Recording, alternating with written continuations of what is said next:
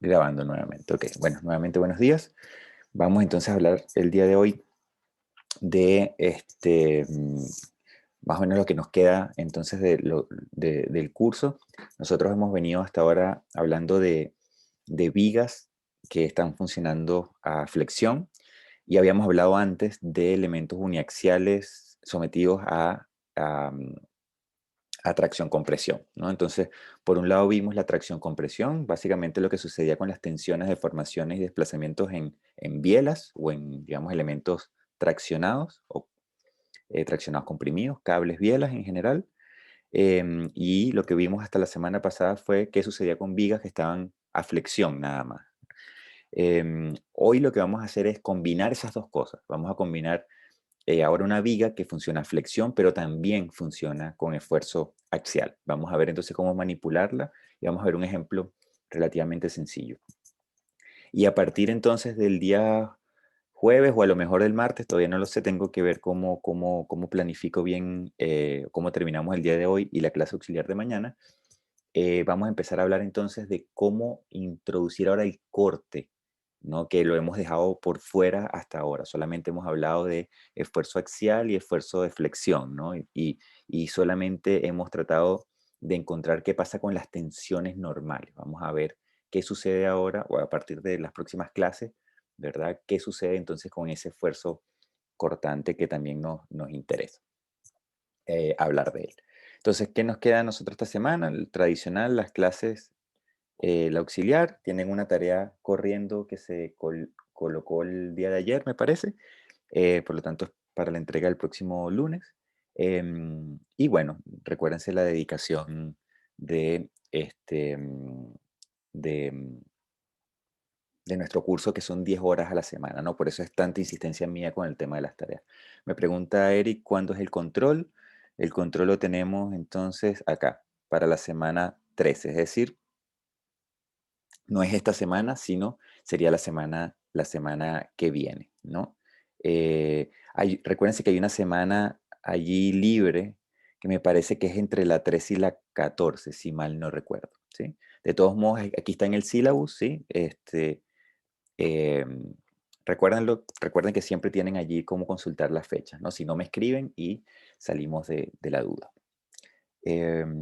Por eso a mí me gusta poner un poco la planificación, ¿no? De antemano. Ahora, yo he visto las notas y las notas están bastante bien, ¿no? Yo espero que esas notas también reflejen un poco la madurez que ustedes han tenido con los conceptos del curso, ¿no? Así que eh, eh, eh, hasta ahora, digamos que al menos a nivel de notas no, ha sido bastante bueno, al menos desde mi punto de vista de este curso. Ojalá ustedes me puedan dar también eventualmente un feedback para ir mejorando, ¿verdad? Detectando las cosas que podemos ir mejorando a futuro. Eso es muy importante, al menos para mí. Ok, ¿qué vamos a hacer el día de hoy, no? Entonces, como ya les comentaba, nuestra intención hoy es unir lo que nosotros habíamos hecho con esfuerzos axiales, ¿verdad? Con bielas, principalmente bielas cables, o sea, elementos que funcionan en tracción-compresión con esfuerzo axial puro. Vamos a unirlo ahora con estas vigas que funcionan con esfuerzo a flexión. Vamos a ver cómo podemos unir las dos cosas. Recuérdense que en ambos casos, en las vigas, por ejemplo, cuando están a flexión, la flexión genera una tensión normal, es decir, lo que llamamos el sigma XX. Pero en el caso de las bielas y en el caso de los cables, que también teníamos tracción y compresión, es decir, esfuerzos de tracción, esfuerzos axiales, esos esfuerzos axiales también generan una tensión XX, ¿no? Un sigma XX. Por lo tanto, ahora vamos a ver cómo podemos combinar ambos efectos, ¿no? Y vamos a ver qué sucede cuando tengo una viga que está funcionando a flexión, pero también con un esfuerzo axial externo, ¿no? Eso lo vamos a ver el día de hoy. Entonces, ¿qué habíamos hablado nosotros la clase pasada? Nosotros habíamos hablado de lo que conocíamos como la flexión biaxial, que simplemente era una viga que estaba sometida a cargas en planos perpendiculares o con una carga que estaba ubicada en un plano que no era el plano de los ejes principales de mi viga. Entonces, hasta allí lo que habíamos dicho entonces era que teníamos unas fuerzas externas que pasaban entonces por el centroide de nuestra viga, ¿sí? O sea, el centroide está aquí y esas fuerzas externas están pasando por el centroide. Eso es lo que decíamos nosotros. Y habíamos llegado entonces a esta expresión, ¿verdad? Cuando teníamos este efecto combinado en dos planos.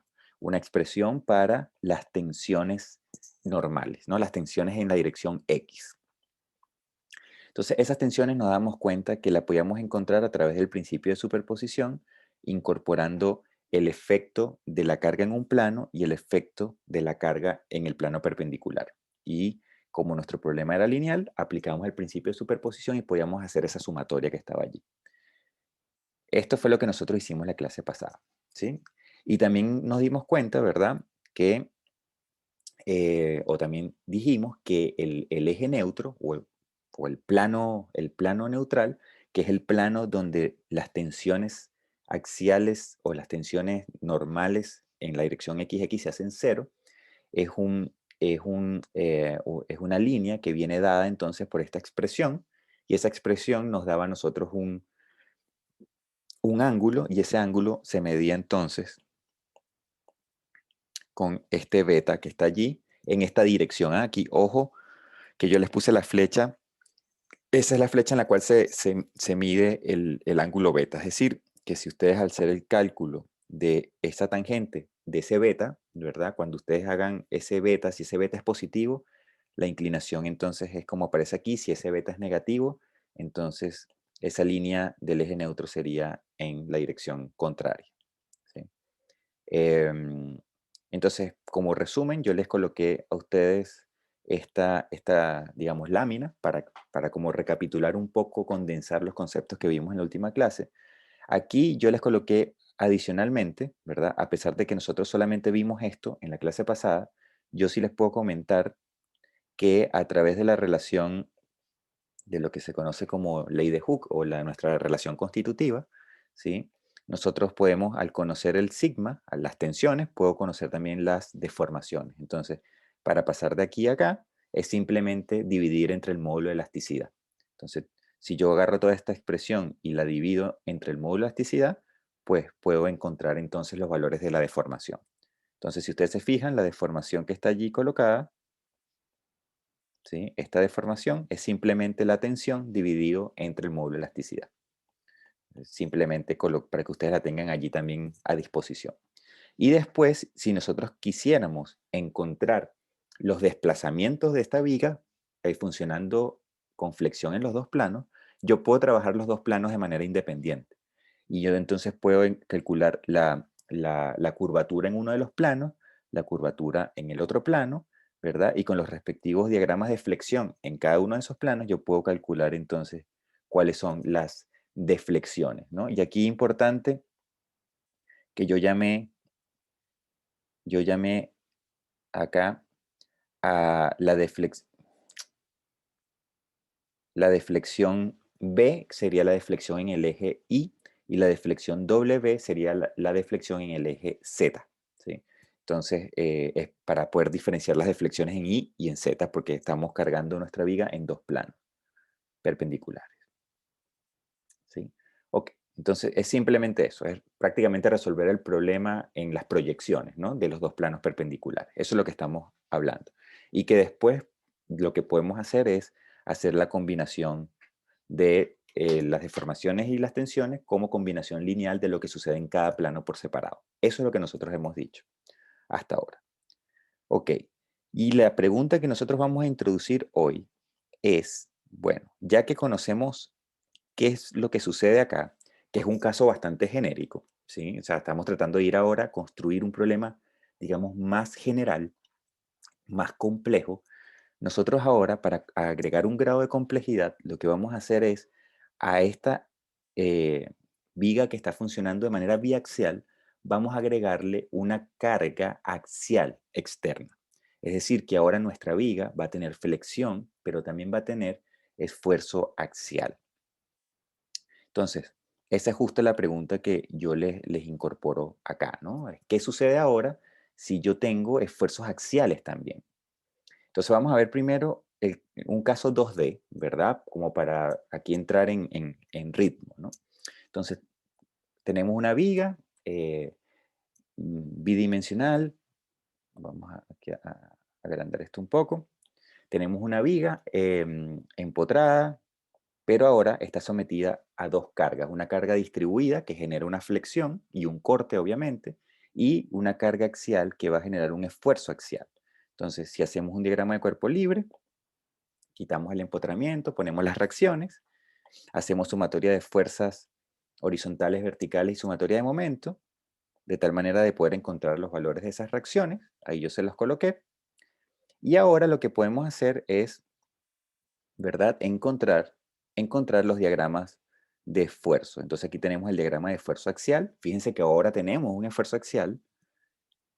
Tenemos ahora un diagrama de corte, el esfuerzo cortante, y tenemos nuestro diagrama o esfuerzo de flexión, ¿sí? Recuérdense que aquí esto entonces es parabólico, ¿verdad?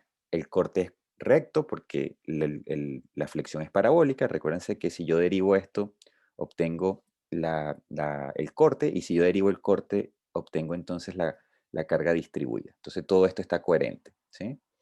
Recuérdense, carga distribuida mirando hacia abajo, entonces el corte tiene que ser recto, pendiente negativa, y esto tiene que ser cóncavo mirando hacia abajo, ¿sí? Eso siempre va a ser así.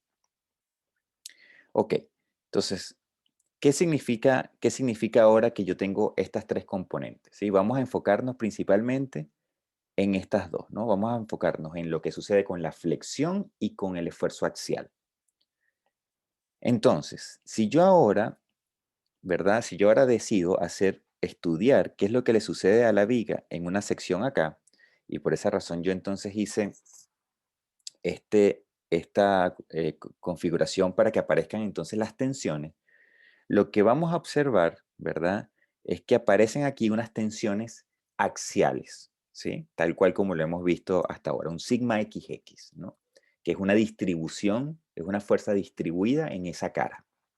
También vamos a tener unas fuerzas tangenciales debido a que yo tengo un corte acá, pero eso lo vamos a ver por separado en las siguientes semanas para después unirlo, ¿no? También con estos conceptos. Pero vamos a ir de a poco. Vamos a ver primero qué pasa axialmente. Entonces, si yo separo mi viga acá, ¿sí? Estoy separando la viga acá y me estoy quedando solamente con este tramo, vamos a observar que tenemos aquí entonces esa tensión, que es una fuerza distribuida. Y esa tensión, entonces, yo le puedo sacar sus respectivas resultantes. Y esas resultantes, yo me voy ahora a dar cuenta, ¿verdad? Que voy a tener una resultante de esta manera, es decir, voy a tener una resultante axial y una resultante a flexión. ¿Por qué sé yo eso? Bueno, porque yo ya conozco los diagramas de flexión. Y esos diagramas de flexión, entonces, si yo estudio qué le sucede a la viga acá, que básicamente sería una línea recta aquí, yo sé que el esfuerzo axial es negativo, estoy hablando acá, ¿verdad? Y yo sé que la flexión, ¿verdad? Tiene también un valor negativo. Eso quiere decir que en mi convención de signos, ¿sí? Recuérdense que la convención de signos es así. Estoy aquí. Mi convención de signos me dice eso. Entonces, me dice que el momento, ¿verdad? Es negativo. Por lo tanto, voy a quitar el corte aquí para no hacer tanto ruido. Yo sé entonces que esta flexión es negativa. Por lo tanto, entonces yo sé que esta flexión va a ser negativa. Y yo sé ahora que esta fuerza axial también va a ser negativa. Por lo tanto, yo sé que el sentido de esta flecha va a venir hacia adentro de la barra, ¿sí? O de la viga. Y eso es porque yo conozco los eh, diagramas de esfuerzos. Entonces, como yo conozco los diagramas de esfuerzo, yo ahora sé que como tengo esfuerzo axial y esfuerzo de flexión, ¿verdad? Esos esfuerzos axiales y de flexión tienen que venir generados por esa fuerza distribuida que sería las tensiones en la dirección XX. Y si ustedes entonces ahora estudian el problema, ¿verdad? Por separado, es decir, si yo asumo ahora que mi problema, ¿sí? Digamos aplicando el principio de superposición, el principio de superposición lo estoy hablando ahora en esta estructura que acabo de mostrar acá. ¿sí? Yo pudiera decir lo siguiente, yo pudiera decir, bueno, ¿qué pasa si mi viga solamente está sometida a esa carga Q y estudio la flexión? Y después yo digo, bueno, ¿qué pasa si mi viga está sometida solamente a esta carga axial y estudio la viga solamente sometida a esa carga axial? Entonces, de esa manera, yo puedo estudiar esos dos efectos por separado, ¿verdad? Y yo también puedo decir que debido al efecto axial, el sigma XX es simplemente el esfuerzo dividido entre el área de la sección transversal, como ya hemos visto en la, en la parte de estructuras cargadas axialmente nada más. Y después tenemos que el esfuerzo o la tensión, perdón, XX, pues viene dada con la componente de flexión a través de esa expresión. De tal manera que aplicando el principio de superposición, ¿verdad?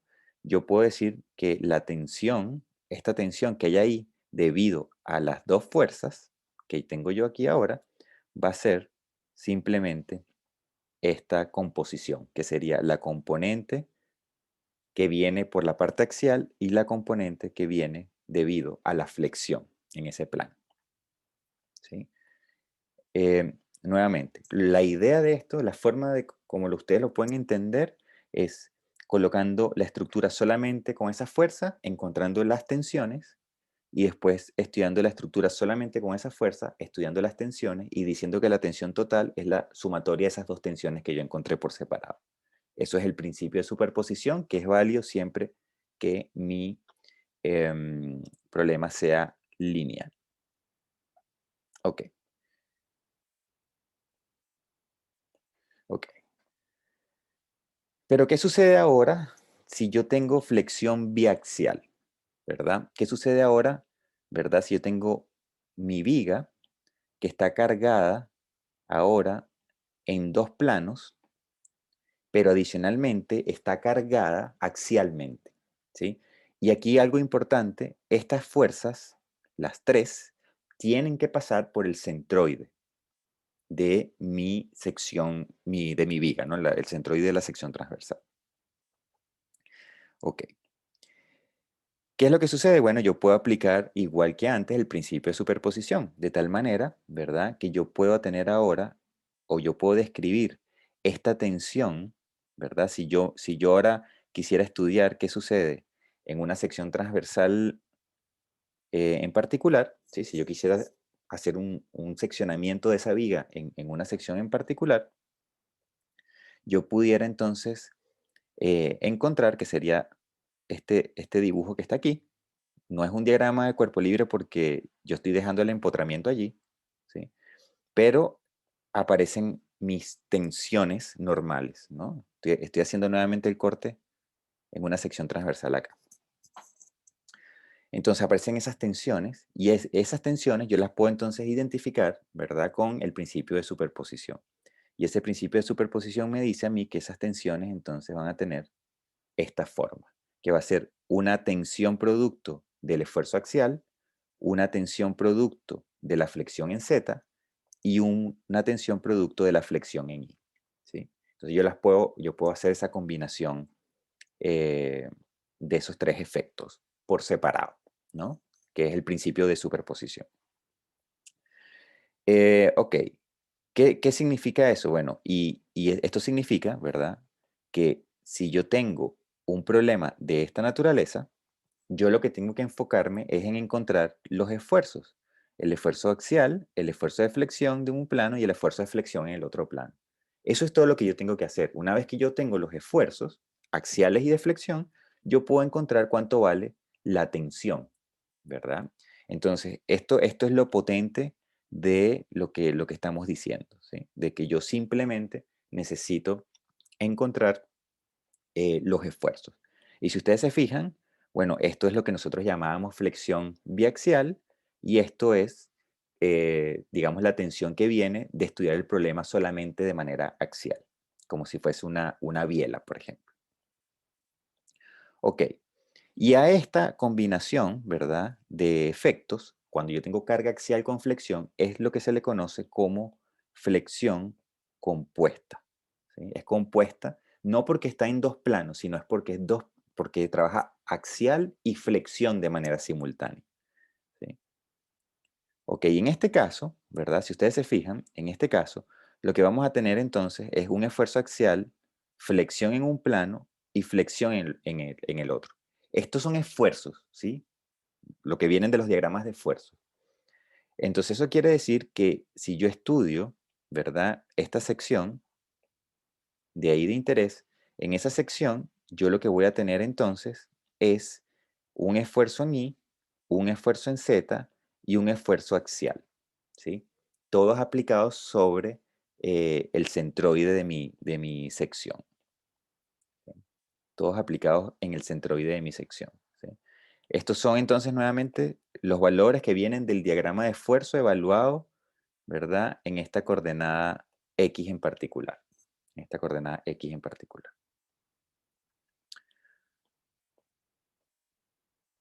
Y aquí lo importante es entender, ¿verdad? Que estos esfuerzos, estas tensiones, perdón, ahora van a depender, ¿verdad? De las coordenadas X, Y y Z de mi viga. Es decir, cada componente X y Z puede potencialmente tener un valor de tensión distinto, ¿sí? Aquí fíjense, la componente X depende, los esfuerzos dependen de las componentes X, ¿sí? Los tres esfuerzos, el axial y los dos esfuerzos de flexión en los dos planos. Pero yo también tengo aquí la componente y aquí me faltó la componente Z y me faltó aquí también. Perdón, aquí hay un error. Acá estoy. Esto es Z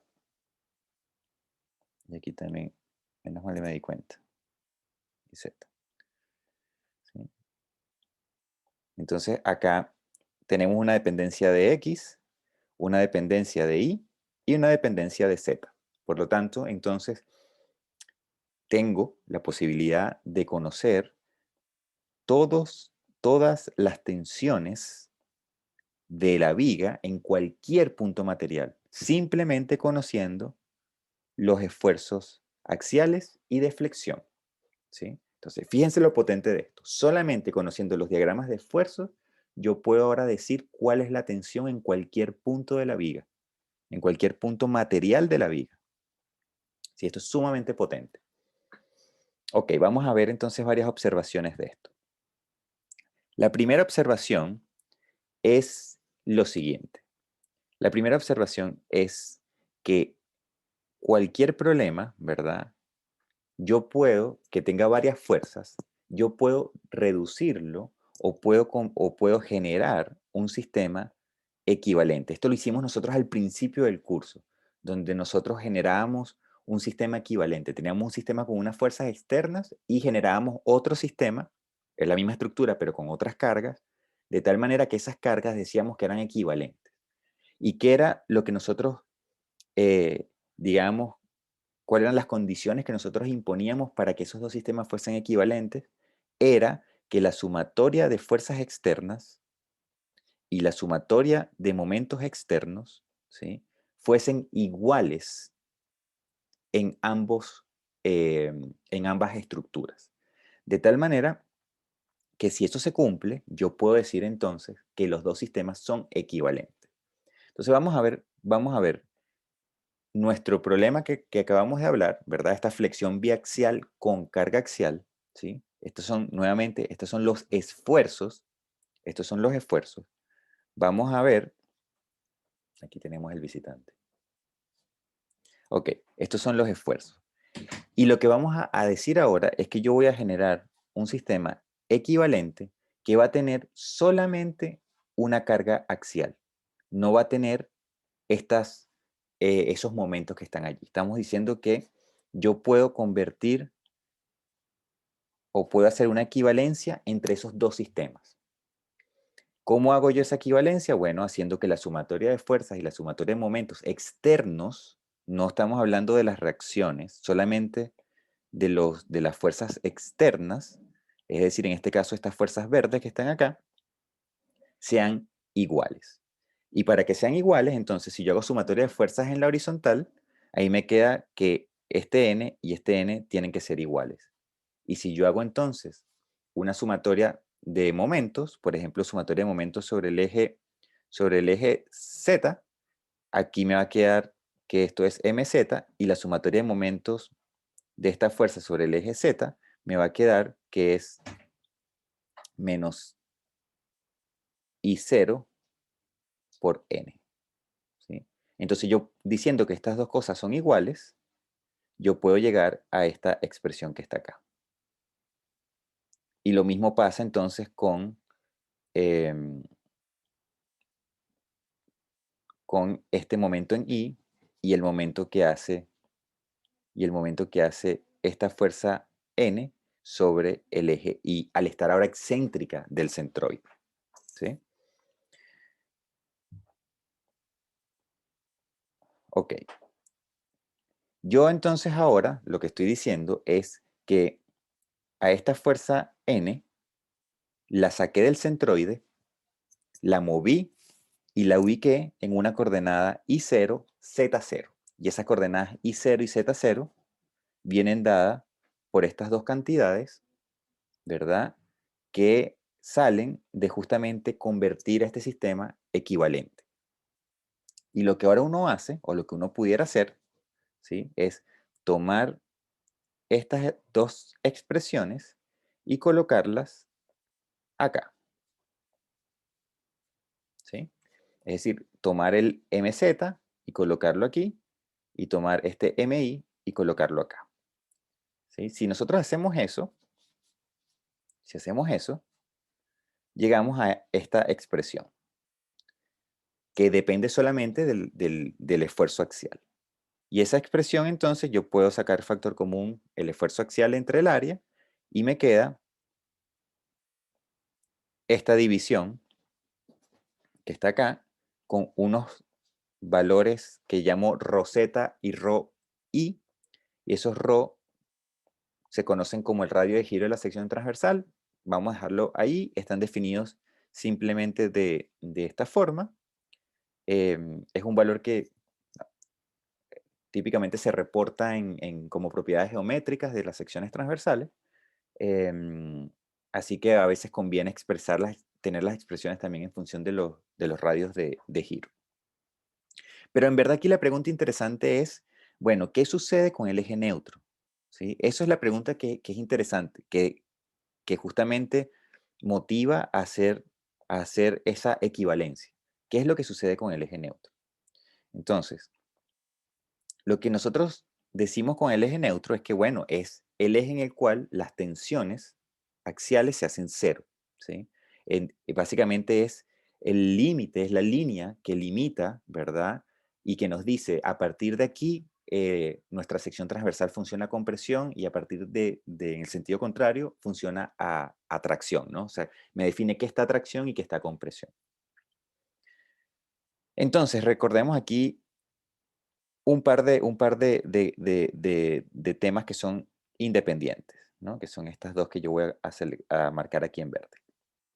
Del lado izquierdo tenemos entonces por ejemplo, una biela, ¿sí? Una biela, es decir, un elemento que solamente funciona con esfuerzo axial.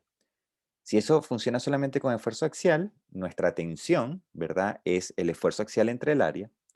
Y eso quiere decir que toda la sección transversal está o a compresión o a tracción, ¿sí?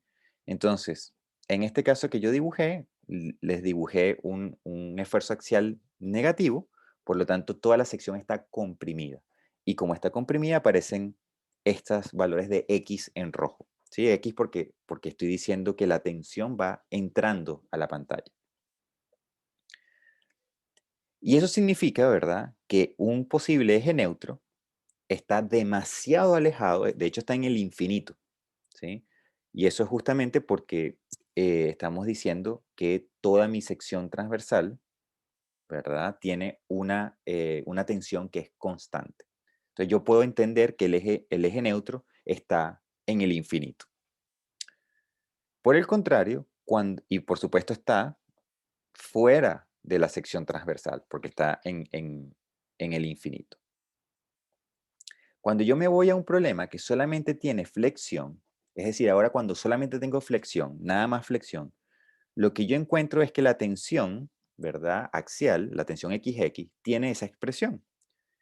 Y lo que usualmente entonces encontramos es que como mi sistema de referencia está ubicado en el centroide, todo lo que esté, por ejemplo, si mi flexión es positiva, todo lo que esté por encima está comprimido y todo lo que esté por debajo del centroide está traccionado. Por lo tanto, el eje neutro está ubicado justamente en el centroide. ¿Sí? Entonces, ¿qué es lo interesante ahora? Lo interesante es que cuando yo tengo entonces un elemento trabajando puramente axial, el eje neutro está en el infinito. Y cuando yo tengo un elemento trabajando puramente a flexión, el eje neutro está en el centroide. Eso quiere decir que cuando yo combino ambos efectos, ¿verdad? El eje neutro ya deja de estar en el infinito y ya deja de estar en el eje neutro. Perdón, el eje neutro deja de estar en el infinito y deja de estar en el centroide. Por lo tanto, uno esperaría que ese eje neutro esté fuera del centroide de la sección transversal. Y eso es lo que sucede y eso es lo que vamos a ver a continuación. Entonces, este sería el sigma, ¿verdad? La tensión, esta tensión que tenemos acá, ¿sí? Ese mismo valor. Y la pregunta es, bueno, ¿dónde está el eje neutro? Entonces, el eje neutro está cuando el sigma XX se hace cero. ¿Sí? Entonces vamos a ver lo siguiente. ¿Qué pasa ahora si en mi problema compuesto, ¿sí? En mi problema que tiene ahora flexión, pero también esfuerzo axial? ¿Qué pasa si yo evalúo mi tensión, ¿verdad? Yo voy a evaluar el sigma XX para un X igual a cero, para un Y igual a cero y para un Z igual a cero. Es decir, yo quiero evaluar cómo es la tensión, ¿verdad? En el centroide de mi problema. Entonces, si yo evalúo en I0 y en Z0, yo me doy cuenta que el valor de sigma me va a quedar igual a n entre A. Por lo tanto, si yo evalúo la tensión, ¿verdad? En el centroide, esa tensión es distinta de cero. Entonces, esto confirma lo que nosotros acabamos de decir acá arriba, que el eje neutro no pasa por el centroide.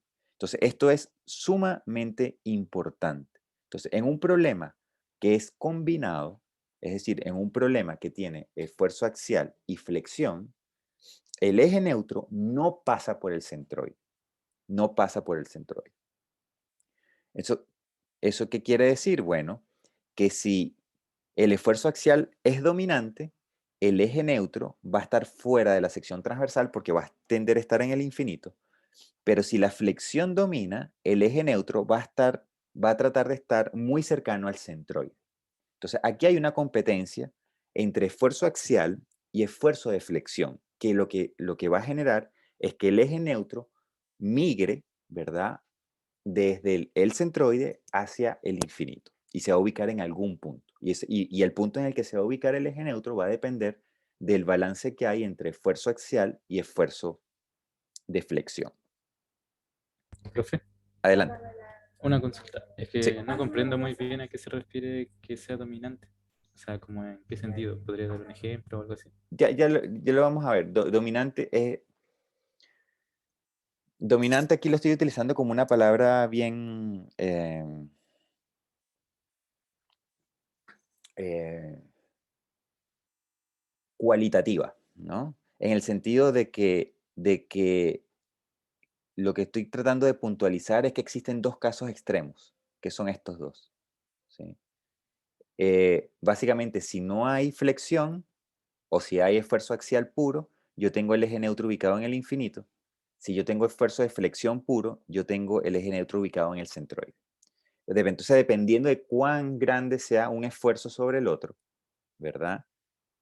Cuán dominante, lo que esa dominación va a depender entonces o digamos, de ese balance entre esfuerzo axial y esfuerzo de flexión es lo que va a hacer que mi eje neutro se ubique o muy lejos de la sección transversal o muy cerca del centroide. Ahora, definir explícitamente qué es esa dominancia es subjetivo porque yo necesito poner una métrica objetiva para decir qué es lo que yo voy a llamar dominante.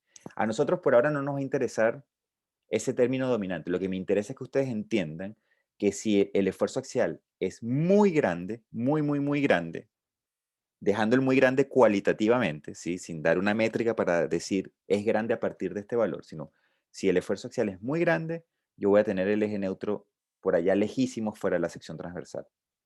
En cambio, si mi esfuerzo de flexión es dominante, entonces yo lo que voy a tener es que el eje neutro va a estar muy cerca del centroide.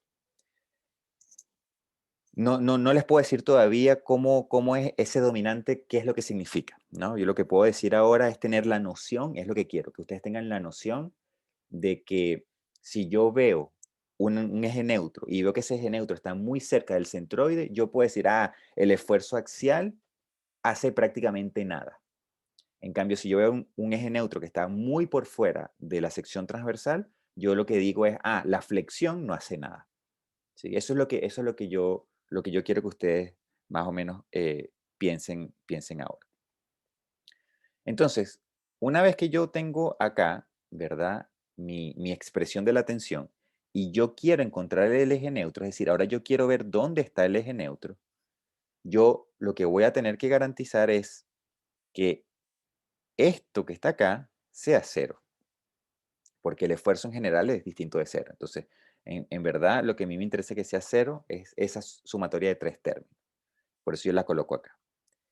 ¿Y cuál es la forma, digamos, más fácil de encontrar dónde está el eje neutro? Bueno, es evaluando, fíjense que esto es la ecuación de una recta, ¿no? En el plano ZI. Entonces yo lo que puedo decir es, bueno, voy a evaluar en un Z igual a cero y ver cuánto vale I, y voy a evaluar en un I igual a cero y ver cuánto vale Z, ¿no? Entonces estas dos condiciones son las que uno evalúa esa línea recta, de tal manera entonces que uno puede encontrar estos dos puntos, ¿sí? Estos dos puntos serían, entonces, esto sería para un i igual a cero y esto sería para un z igual a cero, ¿sí? Y este valor sería el valor de i correspondiente y este valor sería el valor de z correspondiente, ¿sí? Que sale de evaluar esta ecuación en un x igual a cero y después en un i igual a cero. De esa forma ustedes tienen dos puntos, que son estos puntos A y B,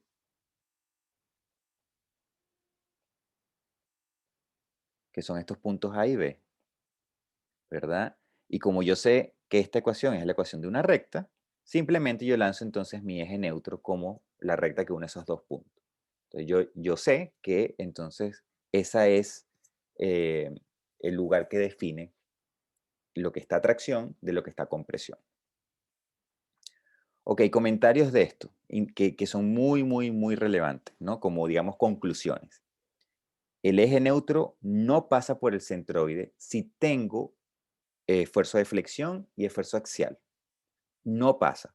Puede estar muy cerca en el infinito o puede estar muy cerca del centroide. Pero apenas yo tengo la mezcla de flexión con esfuerzo axial, el eje neutro no pasa por el centroide. ¿Sí? Eso es sumamente importante. Em, Fíjense que nosotros aquí lo que hicimos fue ubicar una carga axial fuera del centroide, de tal manera que sea equivalente a generar los momentos de flexión o los esfuerzos de flexión que están presentes en esa sección. Si ustedes se fijan, yo moví entonces ese esfuerzo axial para el cuadrante positivo de X de ZI y el eje neutro, ¿verdad? Está ubicado como en el cuadrante opuesto. Entonces, si mi fuerza N está ubicada en este cuadrante, el eje neutro va a pasar los cuadrantes que no están, en el que no está contenido ese, esa fuerza N, ¿no? Entonces, eso es interesante también saberlo. De tal manera que si yo ya conozco, ¿verdad?, dónde está ubicado ese esfuerzo axial que me genera, que está fuera del centroide, ¿sí? Al yo conocer dónde está ubicado, yo sé que el eje neutro no va a cruzar ese cuadrante. Eso es lo que estamos diciendo. Eso es una observación aquí también interesante, que se refiere a esta observación que está acá. Y después hay una tercera observación que tiene que ver cuando yo tengo flexión, solamente no tengo flexión biaxial, sino que tengo flexión en un solo plano. Entonces, cuando yo tengo flexión en un solo plano, mezclado con un esfuerzo axial, lo que voy a tener es que el eje neutro ya no va a estar inclinado, sino va a ser paralelo a alguno de los ejes, pero lo que sí es que no va a pasar por el centroide de mi sección transversal. Entonces, si mi fuerza está ubicada, por ejemplo, acá, en ese punto, está ubicada sobre el eje Y, em, lo que estamos diciendo entonces es que nuestro eje neutro entonces va a ser paralelo al eje Z y va a estar fuera del centroide de mi sección transversal. Ok. Em, Veamos un ejemplo acá rápido. Esto es un ejemplo. Tenemos una columna, ¿verdad? Está empotrada en la base. Tenemos un sistema de referencia global X y Z. Recuérdense con los sistemas de referencia que cumplan la regla de la mano derecha, ¿sí? XY tiene que darnos Z, ¿sí? Eso es importante cada vez que ustedes coloquen un sistema de referencia. Y tenemos aquí una única fuerza externa puntual colocada excéntricamente del centroide, siendo el centroide, ¿verdad? El centroide está, el sistema de referencia está en el centroide de esta viga o de esta columna, y tenemos aquí esta fuerza puntual ubicado fuera del centroide. Y está ubicado a 35 milímetros de una esquina y nos dan a nosotros aquí las dimensiones de esa viga. Es una viga de sección rectangular. Entonces nos piden, ¿verdad? Las tensiones, nos piden las tensiones en esta sección, en esa sección, en una sección ABC, ¿no? En un plano ABC.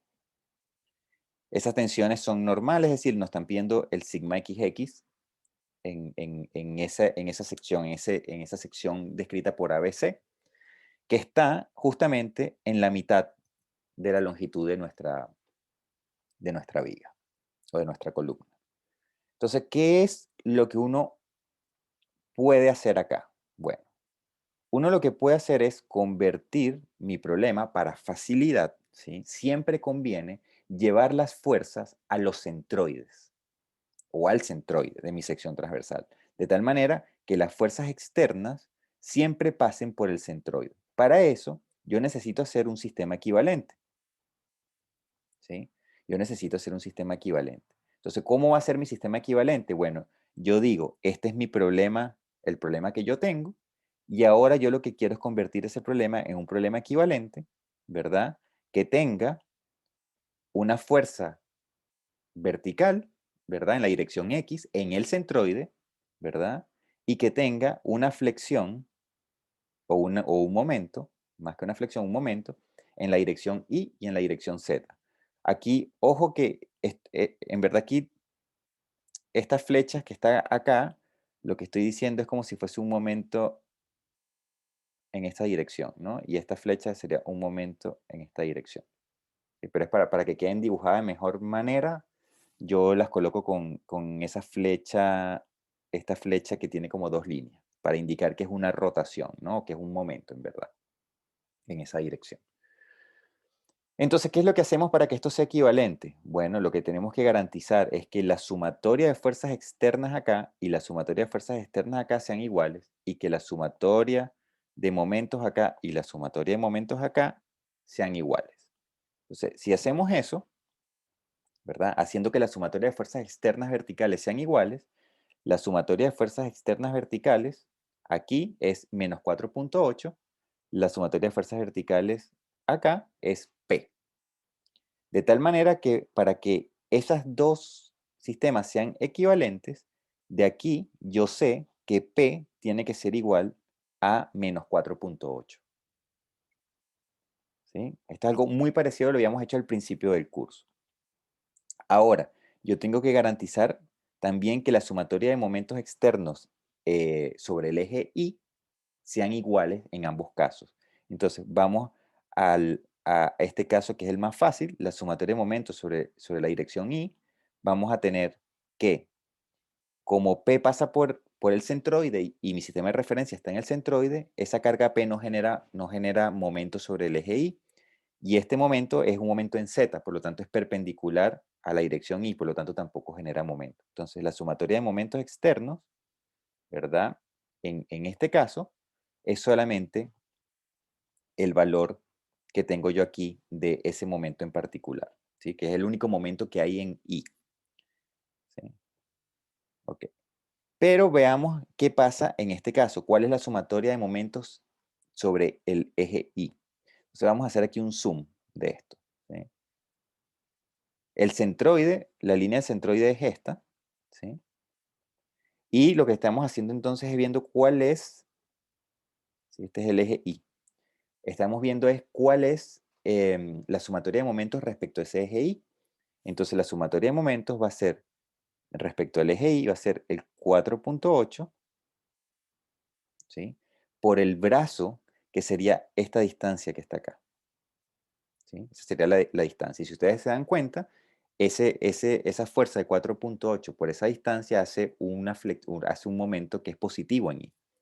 Y esa distancia es, entonces, el ancho de esto es 120, ¿verdad?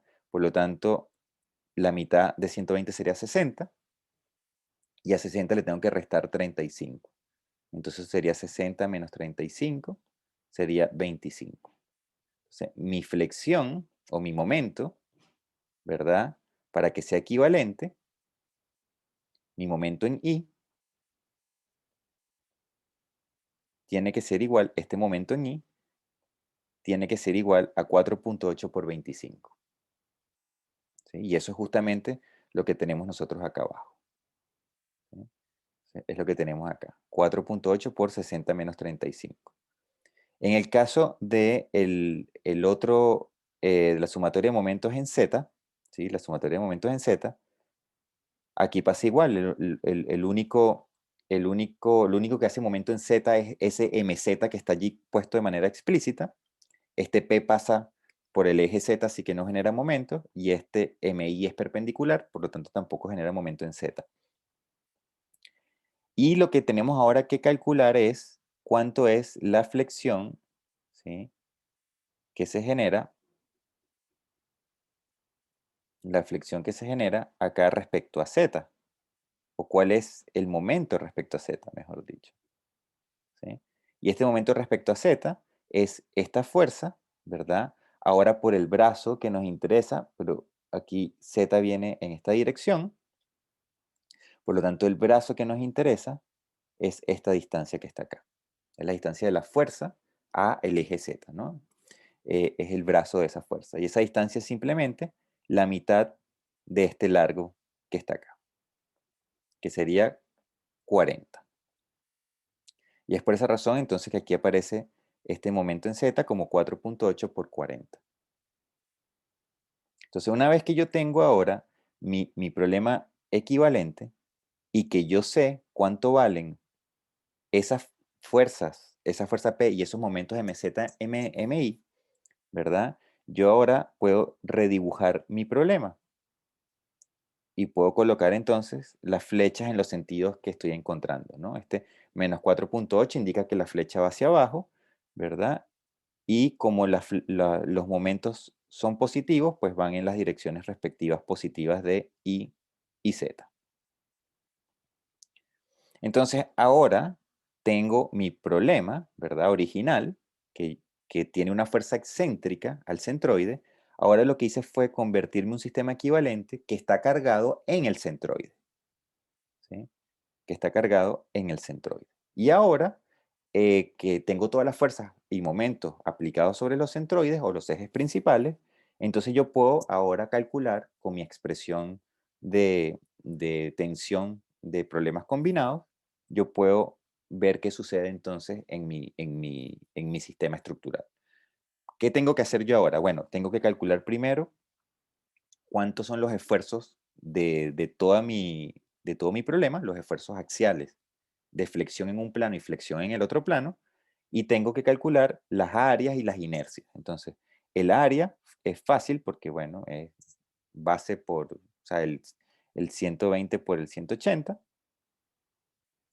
Y después tengo las inercias, ¿sí? Recordando que la inercia tiene esa expresión para una sección rectangular, em, donde tengo aquí la inercia respecto a este eje azul y tengo la inercia definida como base por altura al cubo.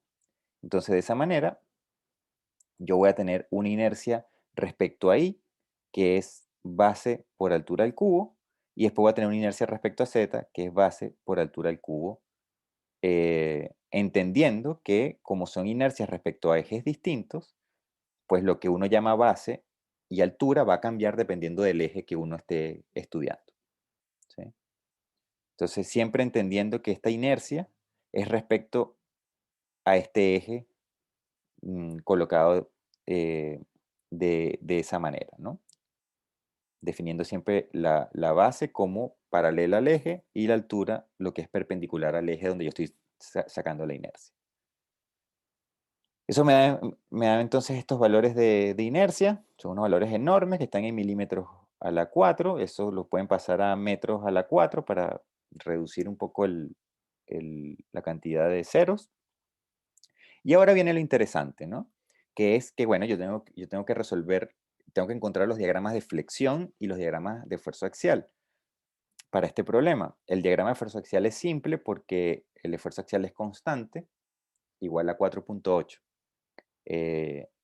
Pero los diagramas de flexión yo tengo que sacarlos por separado. Entonces yo voy a estudiar lo que sucede en el plano XY y lo que sucede en el plano, XZ, ¿no? Que es lo que yo coloco acá abajo. Entonces, haciendo esa proyección, ¿sí? El plano XY, si yo veo esa estructura en el plano XY, ahí tienen que ustedes más o menos tener esa capacidad espacial de poder ver cómo se ve esa estructura en el plano XY, nos damos cuenta entonces que tenemos este 4.8, voy a colocar aquí otro color para que se vea verde, 4.8 que sería esta fuerza, ¿verdad? Entrando, tengo este momento que es 192 que va en Z positivo, ¿sí? Y tenemos este 120, ¿verdad? Que va en la dirección Y positivo. Por eso lo coloqué ahí también como este 192 viene saliendo de la pantalla, ese 120 viene hacia la dirección vertical. Y ahora que yo tengo esta proyección, ¿verdad? Ahora que yo tengo esta proyección, ¿sí? De ese plano XY, yo puedo decidir trabajar entonces sobre el sistema global, ¿verdad? Sobre un sistema global que sería este sistema X y Z, o yo puedo entender este problema como un problema sobre un sistema local con coordenadas X' y Y', ¿sí? Lo importante es que yo necesito saber cómo eh, yo tomo este problema, estas coordenadas locales, porque es más fácil trabajar para sacar los esfuerzos con este sistema local. Y después lo que tengo que ver es cómo transformo eso en el sistema global. Aquí a lo mejor no tiene mucho sentido porque el sistema local, ¿verdad? Mi sistema local siempre va a ser X, Y. ¿Sí? Siempre que yo vea un plano, yo voy a decir que mi sistema local es X hacia la derecha y hacia arriba. ¿Sí? Veamos qué sucede en el otro plano, ¿verdad? Para que me entiendan de qué estoy hablando. En el otro plano, ¿verdad? Yo estoy viendo ahora en el plano, estoy viendo este plano, XZ. ¿Sí? Estoy colocando ese plano XZ, pero orientado,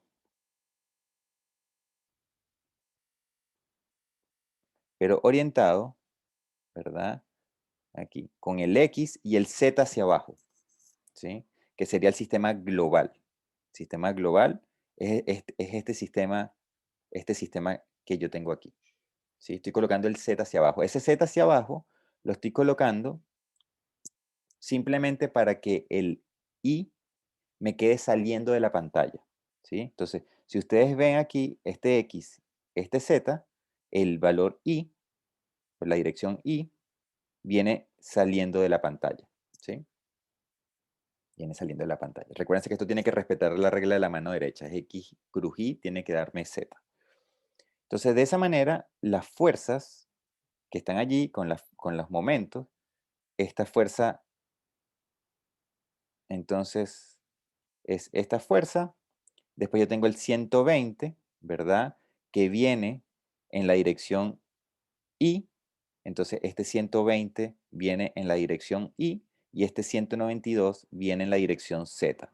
Entonces, este 192 viene en la dirección Z, que está acá.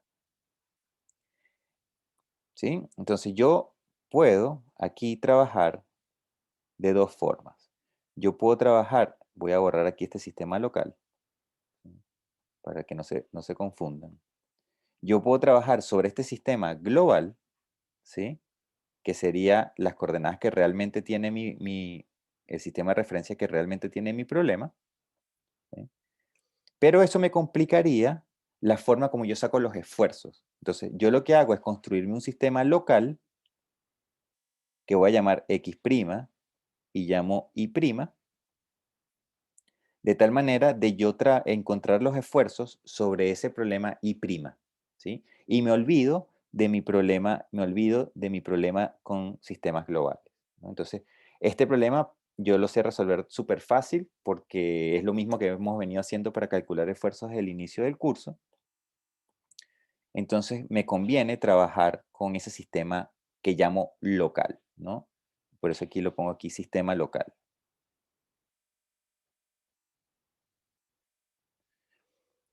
¿Qué hacemos? Bueno, hacemos diagrama de cuerpo libre, encontramos las reacciones, aquí lo mismo, diagrama de cuerpo libre, encontramos las reacciones, y con las reacciones, pues entonces uno hace un seccionamiento en una parte genérica, igual del otro lado, y simplemente lo que hacemos es encontrar los esfuerzos, ¿no? Colocamos la regla de la mano derecha y colocan ustedes la regla de la mano derecha en la convención de signos y colocan allí ustedes entonces los esfuerzos y pueden calcular los diagramas de esfuerzo de flexión y axial. Y aquí en particular les coloco los diagramas de flexión, ¿sí? Si ustedes se fijan, lo que estaríamos diciendo es que seccionamos acá, tendrían entonces aquí este 192. Aquí tendrían el 4.8 y después tendrían aquí por convención de signos estos esfuerzos y al hacer ustedes el balance de fuerzas y momentos en esa sección transversal, se van a dar cuenta entonces que el esfuerzo axial es negativo y que esta flexión es positiva, ¿sí? Y eso es lo que uno hace para encontrar este diagrama de acá. Y ese diagrama se saca para las dos proyecciones, tanto en el plano, en uno de los planos como en el otro plano. Y este es el diagrama, ¿verdad? Este es el diagrama que yo obtendría si utilizo entonces este sistema que está aquí local. Ahora lo que tenemos que hacer, ¿verdad? Es ubicarnos en la sección que a nosotros nos interesa, ¿sí? En la sección que a nosotros nos interesa. Fíjense que yo tengo aquí nuevamente el sistema, un plano, ¿verdad? Que sería el XY y el XZ del global, solamente que yo tengo ahora todo referenciado a unas coordenadas X', Y', X', Y' para facilitar el cálculo de los esfuerzos. Entonces, ¿qué es lo que a mí me interesa? A mí me interesa encontrar la tensión, ¿verdad? En la mitad de mi viga. Por lo tanto, yo voy a encontrar ahora, ¿verdad? O me voy a enfocar en los esfuerzos de la mitad de mi viga, ¿sí? La mitad de mi viga. Entonces, este es el valor de flexión que a mí me interesa y este es el valor de flexión que a mí me interesa. Entonces, si esta es mi viga completa, a mí me interesa entonces, ¿verdad? Ver qué sucede aquí en la mitad de mi viga. Entonces, en la mitad de mi viga, yo sé que la flexión es positiva, porque es lo que me está diciendo a mí el diagrama, mis diagramas de flexiones me dicen que mi flexión es positiva en ambos casos. Eso quiere decir entonces que en este plano, ¿verdad? Con mi sistema de referencia local, yo tengo mi flexión que es positiva. Y es lo mismo que tengo acá. En mi sistema local, yo tengo que mi flexión es positiva. 120 viene de acá, este 192 viene de acá. ¿Sí? Y ahora lo que tenemos que hacer es ubicar, ¿verdad? Nuestro sistema local dentro de nuestro sistema global. En este caso, el sistema local coincide con el sistema global, ¿sí? Así que es fácil, ¿verdad? Mientras que en el caso de la derecha, nuestro sistema local va a diferenciarse de nuestro sistema global. Entonces, ¿qué es lo que yo me pregunto acá? Lo que me pregunto es, bueno, ¿cómo es la flexión y el esfuerzo axial, ¿verdad? Pero con la orientación global. Entonces, de aquí yo puedo darme cuenta, ¿sí? Yo de aquí puedo darme cuenta que mi esfuerzo axial en coordenadas globales, mi esfuerzo axial es menos 4,8, mi esfuerzo axial, perdón, es menos 4,8, y aquí yo puedo decir que mi flexión va en Z y en Z positivo, ¿sí? Siendo este Z mi coordenada global. Entonces, yo tengo aquí mi esfuerzo axial y mi esfuerzo de flexión en Z. Y en el caso de la derecha,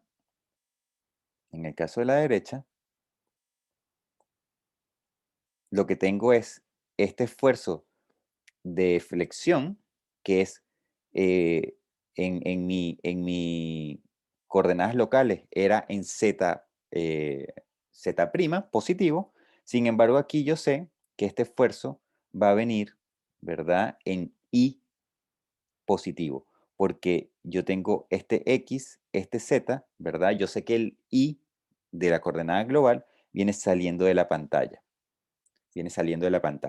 ¿sí? La dirección positiva.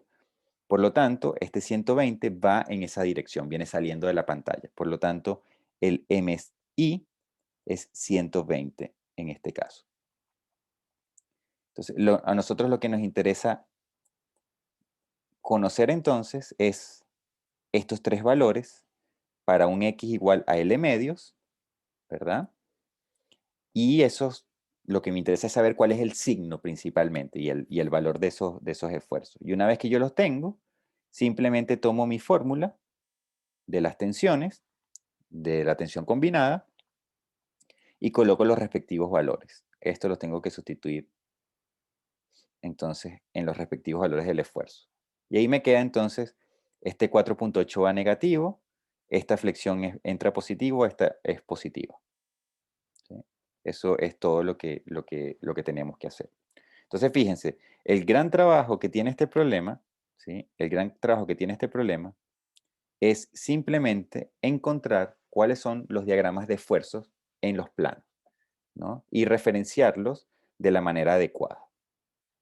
Entonces, la otra pregunta, esto me da a mí todo el campo de tensiones en cualquier punto de esa sección transversal de interés, que es para un X igual a L medios. Y acá nos queda entonces dependiendo, ¿verdad? De IZ. Entonces, ¿qué se puede hacer ahora? Bueno, yo puedo, ahora que conozco las tensiones en ese plano, ¿verdad? Que es un plano que está ubicado en la mitad de nuestra columna, o viga columna, em, a mí me interesa ahora encontrar dónde está el eje neutro, ¿no? Entonces, para encontrar dónde está el eje neutro, yo lo que voy a hacer es igualo esta expresión a cero, que es básicamente esta expresión que tenemos aquí, y después yo entonces evalúo en un z igual a cero y veo cuánto vale i. Y eso sería este término que está acá. Y ese sería el punto A. Ese punto A entonces es este. Si ustedes se dan cuenta, ese punto A tiene coordenada z0 y tiene una coordenada i que es negativa. ¿Sí? Y después lo que hago es evaluar en un i igual a cero, ¿verdad? En un i igual a cero, despejo cuánto vale z y me doy cuenta que z vale casi 50, Por lo tanto, ese punto es ese punto que está allí, ¿verdad? Que está sobre el eje Z. Y uniendo esos dos puntos tengo yo entonces el eje neutro. Yo puedo saber entonces cuál es el eje neutro simplemente tomando esta expresión, igualándola a cero, y después, bueno, viendo dónde esa recta, eh, esa ecuación de la recta, es decir, dónde esta ecuación que está acá, corta a I y corta a Z. Esa es la forma más fácil de identificar el eje neutro.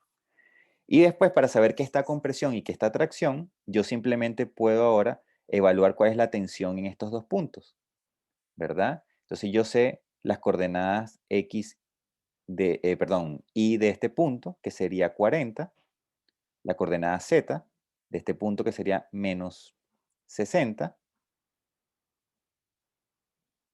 y las coordenadas entonces de este punto, que sería la coordenada Y sería menos 40, y la coordenada Z sería 60.